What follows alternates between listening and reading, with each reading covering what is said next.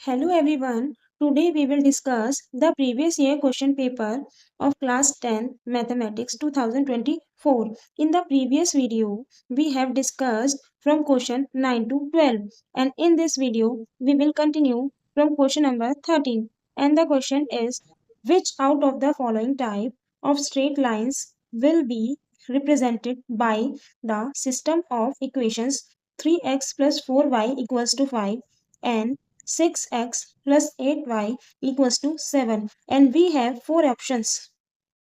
तो आइए स्टार्ट करते हैं। ये देखिए, हमें दो लाइंस की इक्वेशन गिवन है, इक्वेशन 1 एंड इक्वेशन 2। हमें पहचानना है कि ये किस टाइप की लाइंस हैं।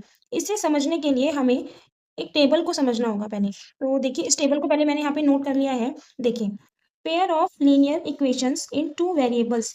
Pair means two, linear equations मतलब कि ऐसी इक्वेशंस जिसकी हाईएस्ट डिग्री 1 होती है। टू वेरिएबल्स मीन्स उसमें दो वेरिएबल्स होंगे x एंड y। तो देखिए, हमने यहाँ पर दो इक्वेशन लिखी हैं, ये दोनों ही जनरल फॉर्म में लिखी हैं। Where a1 b1 c1 are constant in equation 1, a2 b2 and c2 are constant in equation 2। तो देखिए, जब हम इन दोनों ही लीनियर इक्वेशंस के कांस्टेंट को कंपेयर करते हैं तो हमें पता लगता है कि वो कौन सी लाइंस है। जैसे देखिए, जब हम a1 upon a2 b1 upon में b2 दोनों को कंपेयर करते हैं और वो नॉट इक्वल आते हैं, इट मीन्स वो लाइन इंटरसेक्टिंग लाइंस होंगी। अब इंटरसेक्टिंग लाइंस क्या होती है? देखिए, जब हम ग्राफ पर दो लाइंस को ड्रॉ करते हैं और वो दोनों ही लाइंस एक पॉइंट पर एक दूसरे को कट करती हैं, तो वो इंटरसेक्टिंग लाइंस होती हैं। एक पॉइंट पे कट करने का मतलब ये होता है कि उनका एक ही सॉल्यूशन आएगा, एक्स और वाई की एक ही वैल्यू आएगी। ओके, अभी हम इसको बाद में समझेंगे। अब देखिए, जब a1 upon a2 equals to b1 upon b2 equals to c1 upon c2 आता है, तो वो लाइंस को इंसिडेंट लाइंस होती हैं। को इंसिडेंट मीन्स जब हम उन्हें ड्रॉ करेंगे ना, तो वो एक ही लाइन के ऊपर सेकंड लाइन भी आ जाएगी। वो लाइंस एक दूसरे के ऊपर ही आ जाएंगी, उनके पॉइंट्स एक ही लाइन पे आ जाएंगे सारे। when a1 upon a2 equals to b1 upon b2 not equals to c1 upon c2, तो वो लाइंस पैरेलल लाइंस होंगी, मतलब कि वो आपस में एक दूसरे को कट नहीं करेंगी। अब देखिए, कंसिस्टेंट और इनकंसिस्टेंट क्या होता है? जब हमें दो लीनियर इक्वेशंस का सॉल्यूशन मिल जाता है, एक्स और वाई की वैल्यूज मिलती है, तो वो कंसिस्टेंट होती हैं। और जब एक्स और वाई की वैल्यूज नहीं मिल पाती तो वो इनकंसिस्टेंट लाइन होती हैं। इंटरसेक्टिंग लाइंस एक पॉइंट पे कट करती हैं, इट मीन्स उनका वन सॉल्यूशन होता है, तो वो कंसिस्टेंट लाइंस होती हैं। को इंसिडेंट लाइन बहुत सारे पॉइंट पे एक दूसरे को कट करती हैं, इट मीन्स उसके बहुत सारे सॉल्यूशंस होते हैं, तो कंसिस्टेंट लाइंस होती हैं। पैरेलल लाइंस कभी भी एक दूसरे को कट नहीं करती, इट मीन्स वो इनकंसिस्टेंट होती हैं, उनका कोई सॉल्यूशन नहीं होता है। इसलिए यहाँ पे लिखा है consistent means unique solution. Intersecting lines एक पॉइंट पे कट करती है, इसलिए एक ही सॉल्यूशन होगा, unique solution, one solution. Coincident point lines बहुत सारे पॉइंट पे कट करती हैं, बहुत सारे सॉल्यूशन होंगे, infinitely many solution. Parallel lines एक भी पॉइंट पे कट नहीं करती, एक भी सॉल्यूशन नहीं होगा उनका, इसलिए नो सॉल्यूशन लिखा है। ओके, शुरू करते हैं। सबसे पहले हम इक्वेशंस को जनरल फॉर्म में लिखेंगे। +5 इक्वल के इधर आएगा तो -5 बन जाएगा। इसी तरीके से सेकंड इक्वेशन को भी नोट कर लेते हैं। +7 इक्वल के इस साइड आएगा तो -7 बन जाएगा। तो अब देखिए, this is a1, this is b1, this is c1, this is a2, this is b2 and this is c2. These are coefficients. तो अब देखिए, अब हम फर्स्ट इक्वेशन और सेकंड इक्वेशन के कोफिशिएंट्स को कंपेयर करते हैं, उनका रेशियो निकालते हैं। a1 upon a2 equals to 3 upon 6, b1 upon b2 equals to 4 upon 8, c1 upon c2 is -5 upon -7। Cut करते हैं, 3 1 जा 3, 3 2 जा 6, 4 1 जा 4, 4 2 जा 8, माइनस से माइनस कट हो जाएगा। तो हमारे पास a1 अपॉन a2 आता है 1/2, b1 upon b2 is 1 upon 2, c1 upon c2 is 5/7। तो अब आप देखिए, ये वैल्यू और ये वैल्यू, ये दोनों वैल्यू सेम आ गई हैं और ये इस वैल्यू से डिफरेंट है। It means a1 upon a2 is equals to b1 upon b2 but not equals to c1 upon c2। तो हमारे पास ये वाली कंडीशन आती है। अब हम चेक कर लेते हैं ऐसी कंडीशन कब बनती है। ऐसी कंडीशन वाला केस है हमारे पास ये case 3, parallel lines. It means ये लाइंस हमारी पैरेलल लाइंस हैं, पैरेलल लाइंस। अब हम क्वेश्चन पेपर में चेक कर लेंगे हमारा आंसर क्या है। हमारा आंसर है ऑप्शन नंबर ए, पैरेलल। हम क्वेश्चन नंबर 14 पर आते हैं। One ticket is drawn at random from a bag containing tickets number 1 to 40. The probability that the selected ticket has a number which is a multiple of 7 is, and we have 4 options. तो देखिए ये question क्या कहना चाह रहा है। ये question कह रहा है कि मान लीजिए एक बैग है, उस बैग के अंदर 40 टिकट्स हैं और उन टिकट्स के ऊपर नंबरिंग की हुई है, इस तरीके से 1 2 इस तरीके से 40 तक नंबरिंग है उस पे। किसी ने उस बैग के अंदर से रैंडमली एक टिकट को बाहर निकाला है, तो आपको प्रोबेबिलिटी बतानी है कि वो जो टिकट बाहर आएगी उस पर जो नंबर होगा वो 7 का मल्टीपल होगा। तो सबसे पहले हमें ये ढूंढना होगा कि उस बैग के अंदर कितनी टिकट्स ऐसी हैं जिस पे 7 का मल्टीपल है। तो ढूंढते हैं। देखिए मैंने यहाँ पर 1 टू 40 तक नंबर लिखे हुए हैं।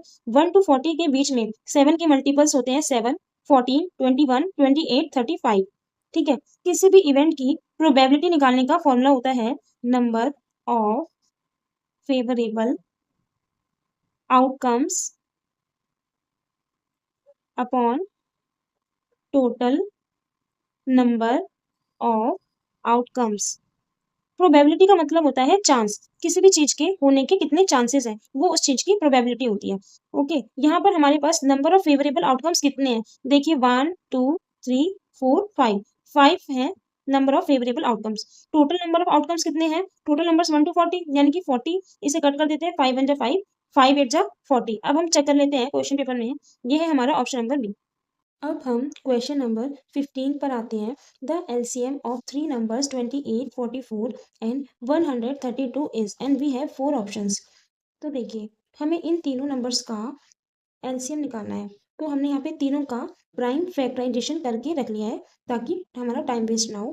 देखिए अब हम यहाँ पे इन नंबर्स के प्राइम फैक्टर्स लिखेंगे।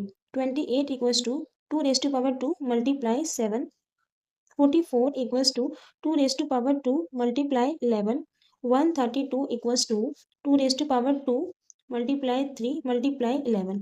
हमारे पास यहाँ पर 4 प्राइम नंबर्स हैं 2 3 7 11। जब भी हमें एलसीएम निकालना होता है तो हम हमेशा ग्रेटेस्ट पावर लेते हैं प्राइम नंबर की। यहाँ पर 2 जो नंबर है उसकी इन तीनों में ग्रेटेस्ट पावर क्या है, 2 ही होगी, तीनों में 2 ही है।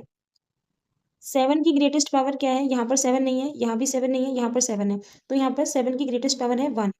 3 की ग्रेटेस्ट पावर यहाँ 3 है ही नहीं, यहाँ भी नहीं है, यहाँ पर है। 3 की ग्रेटेस्ट पावर होगी 1। 11 यहाँ भी 1 है, यहाँ भी 1 है। 11 की ग्रेटेस्ट पावर है 1। बस अब हम इसे मल्टीप्लाई कर देंगे, 2 मल्टीप्लाई 2 मल्टीप्लाई 7 मल्टीप्लाई 3 मल्टीप्लाई 11। अब हम इन सबको आपस में मल्टीप्लाई करेंगे तो हमारा आएगा 924। कैलकुलेट करके देख लेना आप। देखिए अब हम क्वेश्चन पेपर में चेक करते हैं, ये है हमारा ऑप्शन नंबर डी। अब हम क्वेश्चन नंबर 16 पर आते हैं। The number of terms in the AP 3 6 9 12 up to 111 is, and we have 4 options. देखिए हमें एक एपी गिवन है 3 6 9 12 and 111। This is A1, this is A2, this is A3, this is A4 and this is AN. We have to find out the value of N. तो हमें पता है कि AN equals to A plus N minus 1 D होता है। AN की value क्या है 111। A equals to A1 he A होता है, तो A1 3 है हमारा, A की प्लेस पर 3 पुट कर देते हैं। N minus 1, हमें D की वैल्यू नहीं पता, हम D को फाइंड आउट करेंगे। D equals to A2 minus A1। A2 is 6, A1 is 3, D equals to 3 आ गया। अब हम इसे सॉल्व कर लेंगे। D इक्वल्स टू 3 है, D की प्लेस पे 3 पुट कर देंगे। 3 plus N minus 1 3 plus 3 equal की इधर आएगा तो माइनस का हो जाएगा। N माइनस 1 माइनस करेंगे 108 इक्वल्स टू N माइनस 1 3। 3 यहाँ पे मल्टीप्लाई हो रहा है, इक्वल के इस साइड आएगा तो डिवाइड हो जाएगा N माइनस 1। इसे इससे डिवाइड करते हैं, कट कर देंगे तो आएगा 36। 36 equals to N minus 1। Minus 1 equal की इस साइड आएगा तो प्लस का हो जाएगा। 36 plus 1 equals to 37। N equals to 37 आ गया। अब हम क्वेश्चन पेपर में चेक कर लेते हैं, ये हमारा ऑप्शन नंबर सी।